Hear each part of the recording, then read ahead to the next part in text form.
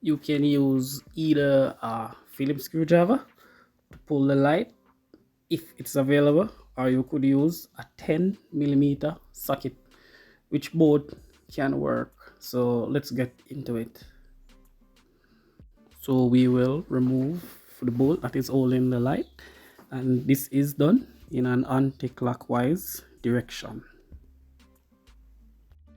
So there are two bolts, so you remove the top one and then you move on to the lower section. Now the light is ready to be removed.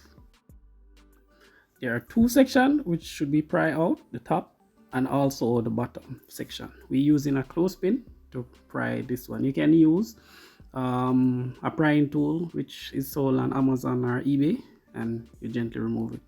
So now that we get the light apart, and we'll change the middle bulb, that's the indicator bulb. Turn the bulb in an anti-clockwise direction to remove it, and now we will replace it with our IX LED indicator bulb.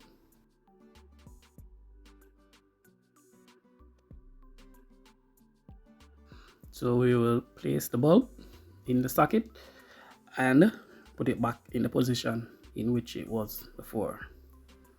So what you do, you put it in and spin it to the clockwise, which will be to the right, and ensure it is fastened. Please light in position and ensure you hear that clipping sound, just like that. So now we will replace back the bolts that was holding the light.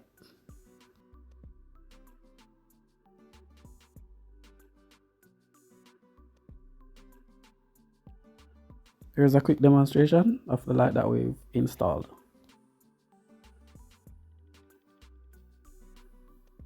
Both light installed, and waiting on night to see the output of these bulbs.